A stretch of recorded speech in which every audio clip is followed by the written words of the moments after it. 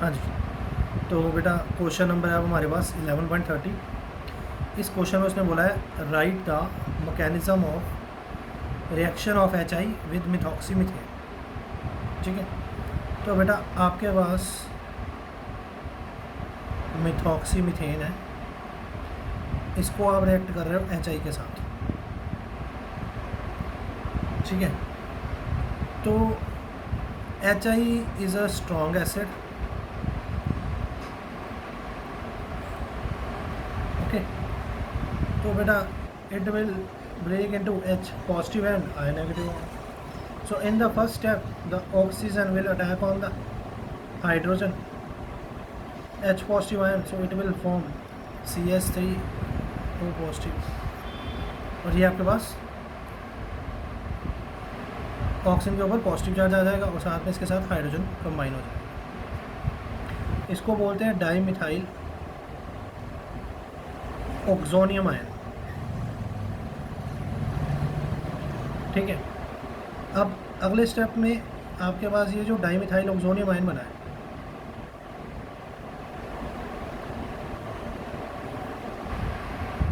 ठीक है, so due to the presence of positive charge on the oxygen it will be unstable, so its tendency will be to break the bond. अब ये एक bond break करेगा, यहाँ तो इस कार्बन के साथ, यहाँ इस कार्बन के साथ। ठीक है ना, तो मान लो अगर ये इस कार्बन के साथ बॉन्ड ब्रेक कर रहा है तो यहाँ भी अब आपके पास एक न्यूक्लियोफाइल है, तो न्यूक्लियोफाइल ये कार्बन के ऊपर अटैक करेगा, क्योंकि जब ये ऑक्सीजन बॉन्ड ब्रेक करेगा तो कार्बन के ऊपर पॉजिटिव चार्ज आएगा। तो ये रिएक्शन होगी SN2 मैकेनिज्म के साथ, क्योंकि ये 1 डिग्री कार्बोकैटायन है और उसके ऊपर एक न्यूक्लियोफाइल अटैक कर रहा है। तो आपके पास बन रहा है CH3I प्लस CH3OH। ये आपका है मिथाइल आयोडाइड और ये आपका है मिथेनॉल। समझ रहे हो? ओके, अगर बेटा इफ द रिएक्शन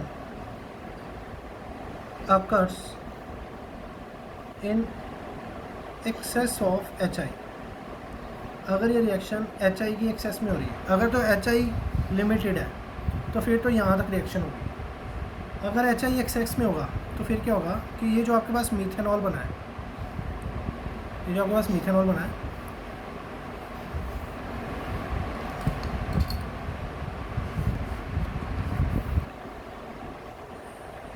ये मीथेनॉल दोबारा से इस HI के साथ रिएक्ट करेगा। अब इस पर फिर से पोलैरिटी है, तो ये ऑक्सीजन H पे अटैक करेगा, तो आपके पास CH3OH along with positive charge बनेगा और साथ में आपके पास आयोडाइड आयन बनेगा। ठीक है, नेक्स्ट स्टेप में ये जो प्रोटोनेटेड मीथेनॉल है, ये प्रोटोनेटेड मीथेनॉल अगेन आयोडाइड के साथ रिएक्ट करेगा। अब कैसे रिएक्ट करेगा? ऑक्सीजन के ऊपर पॉजिटिव चार्ज है तो इसकी टेंडेंसी होगी बॉन्ड ब्रेक करने की। जब ये बॉन्ड ब्रेक करेगा तो इसके ऊपर पॉजिटिव चार्ज आएगा, जिसकी वजह से ये न्यूक्लियोफाइल इसके ऊपर अटैक करेगा। तो आपके पास बनेगा CH3I प्लस H2। तो मतलब अगर आपके पास HI एक्सेस में है तो फिर ये मीथेनॉल नहीं बचेगा, इसका भी मिथाइल आयोडाइड बन जाएगा। ठीक है, so this is all about this question.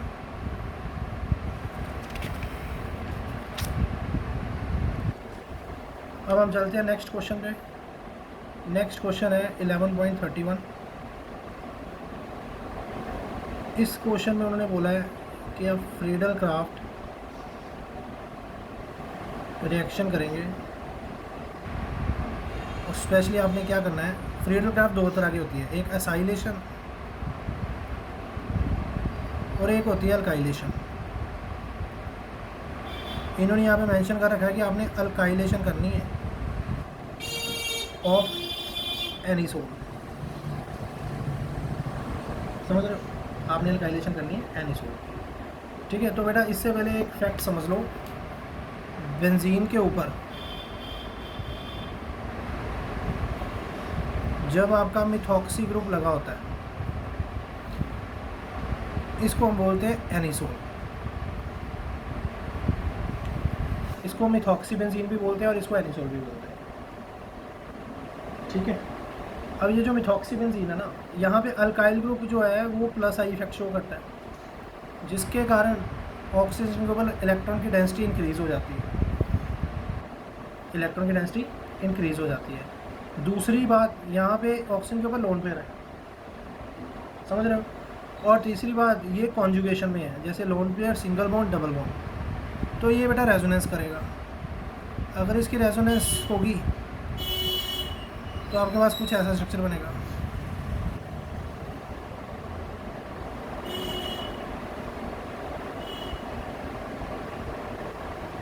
फिर से ये कॉन्जुगेशन में है तो फिर से इसका स्ट्रक्चर बनेगा। अब इसका कौन सा स्ट्रक्चर बनेगा?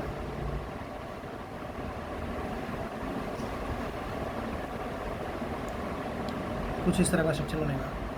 तो बेटा अभी मैंने थोड़ी सी रेजोनेंस करी है, और थोड़ी सी रेजोनेंस करने से मेरे को ये समझ आ रहा है कि जो इलेक्ट्रॉन की डेंसिटी है वो यहाँ तो ऑर्थो पोजीशन और यहाँ पैरा पोजीशन पे काफ़ी आई है, समझ रहे हो। तो जब हम एनिसोल की रेजोनेंस करते हैं तो ऑर्थो पोजीशन या पैरा पोजीशन पे इलेक्ट्रॉन की डेंसिटी हाई होती है। इसकी वजह से अगर कोई इलेक्ट्रोफाइल होगा तो यहाँ तो वो ऑर्थो पोजीशन पे अटैक कर पाएगा, यहाँ पैरा पोजीशन पे अटैक कर पाएगा, समझ रहे हो। चलो अब हम अपने क्वेश्चन की तरफ आते हैं। क्वेश्चन आपका है Friedel craft reaction alkylation of anisole. तो बेटा आपके पास ये एनिसोल है,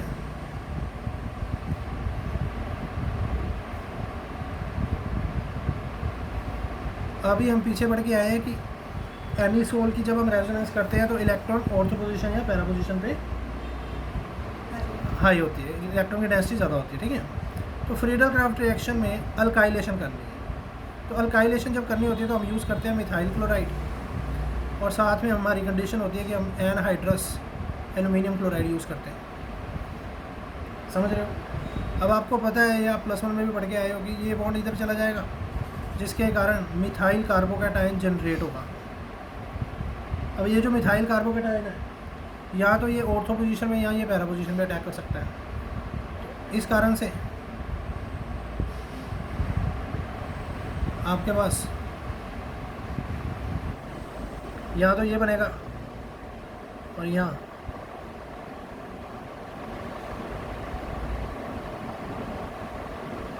ये बनेगा, समझ रहे हो।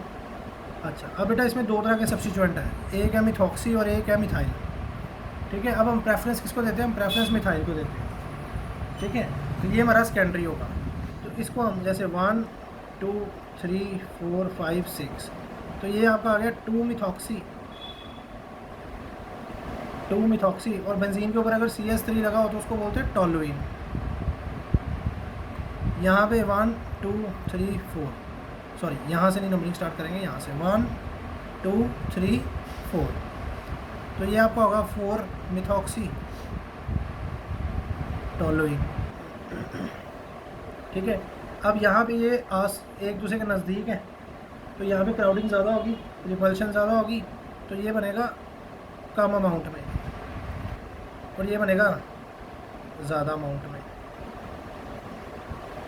ठीक है। चलो अब हम इसके सेकंड पार्ट की तरफ मूव करते हैं। सेकंड पार्ट है नाइट्रेशन ऑफ एनिसोल।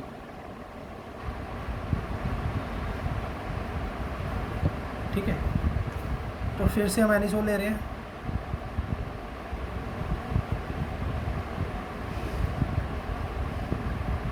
और इसको हम रिएक्ट करेंगे। जब भी बेटा नाइट्रेशन करनी है तो फिर हम यूज़ करते हैं निट्रिक एसिड, और साथ में हम ऐड करेंगे सल्फ्यूरिक एसिड, ठीक है। अब ये निट्रिक एसिड का अगर बेटा एक्सपेंशन करें तो इसको ऐसे लिखते हैं OH और NO2, और इसमें ऑक्सीजन ज़्यादा इलेक्ट्रोनेगेटिव होता है एज़ कम्पेयर टू नाइट्रोजन, जिसकी वजह से ये बॉन्ड ले जाता है, और आपके पास कुछ दो इस तरह के प्रोडक्ट जनरेट होते हैं, एक हाइड्रोक्साइड आयन और एक नाइट्रोनियम आयन, इसको नाइट्रो ग्रुप भी बोलते हैं। अब ये नाइट्रो एक इलेक्ट्रोफाइल है, अब यहाँ तो ये ऑर्थो के ऊपर अटैक करेगा या पैरा के ऊपर,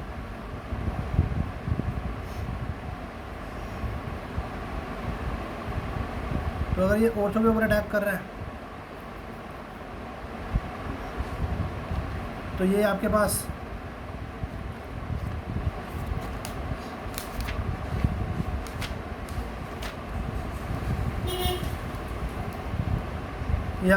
अब ये बेटा ये दो ग्रुप है आपके पास, एक नाइट्रो और एक मिथॉक्सी ग्रुप। अब यहाँ पे हम प्रेफरेंस देंगे मिथॉक्सी को और इसको हम सेकेंडरी मानेंगे। तो 1 2, तो ये हो गया 2 नाइट्रो। जब बेंजीन के ऊपर OH3 लगा हो तो इसको क्या बोलते हैं, एनिसोल। 2 nitro anisole. और साथ में क्या बनेगा, साथ में एक पैरा वाला भी बनेगा।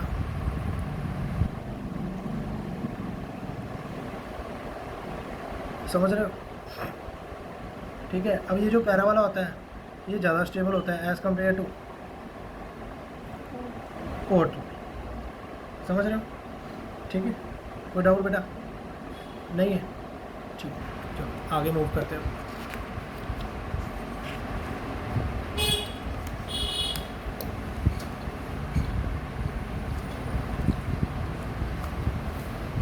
अगला क्वेश्चन है आपका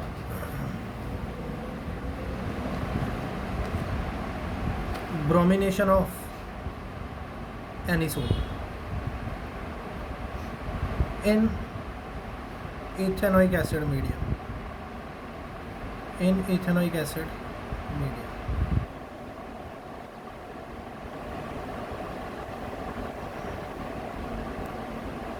तो ये आपके पास एनिसोल है, इसकी आपने करनी ब्रोमिनेशन। ब्रोमिनेशन जब भी करनी है तो आप ब्रोमीन ऐड करोगे और उसने स्पेशली आपको बोला है इथेनोइक एसिड, तो इथेनोइक एसिड होगा CH3COOH। ठीक है। तो बेटा याद रखना जब आपने ब्रोमिनेशन करनी है इन इथेनोइक एसिड मीडियम तो क्या होगा, यहाँ से bromine as a electrophile generate होगा। अब अगर ब्रोमीन इलेक्ट्रोफाइल की तरह जनरेट होगा तो यहाँ तो फिर ओथो और पैरा पे अटैक करेगा।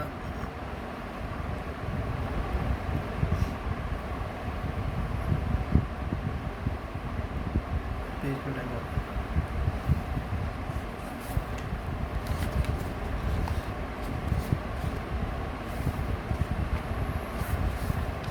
ठीक है,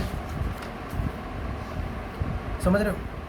तो फिर से ये ब्रोमीन जो है ये सेकेंडरी है और ये प्राइमरी है, तो क्या आएगा 4 ब्रोमो एनिसोल और यहाँ पे 2 ब्रोमो एनिसोल।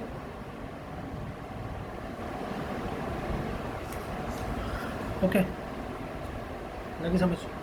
अब आपने लास्ट फोर्थ पार्ट है जिसमें आपने फ्रीडल क्राफ्ट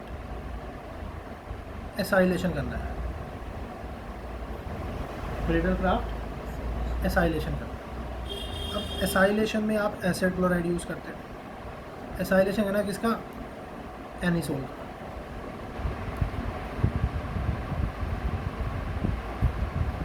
ठीक है। जब एसाइलेशन करना होता है तो आप इथेनॉइल क्लोराइड यूज़ करोगे, CH3 C डबल बॉन्ड और Cl।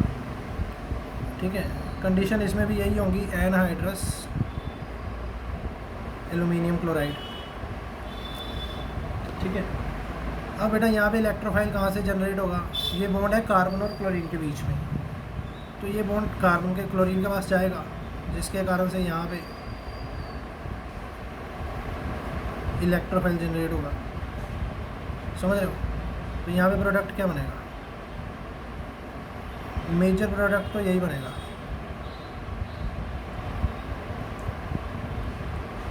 ठीक है। अब बेटा अगर मान लो ये नहीं है, ये नहीं है, तो इसका नेम होता है एसिटोफिनॉल। एसिटोफिनॉल। एसिटो कैसे आया, ये कितने कार्बन है, 2 के लिए आता है एसिड। और ये क्या है, फिनाइल, तो फिनाइल के लिए फिन। और कीटोन ग्रुप है, कीटोन के लिए आ रहा है ऑन, एसिटोफिनॉल। अब इसको हम प्रेफरेंस देंगे क्योंकि ये कीटोनिक ग्रुप है और ये आपका सब्स्टिट्यूएंट है, मिथॉक्सी सब्स्टिट्यूएंट है, तो ये आएगा 4 मिथॉक्सी एसिटोफिनॉल। ठीक है। तो ये बेटा this is all about question number 11.31। ठीक है, बाकी का हम नेक्स्ट वीडियो में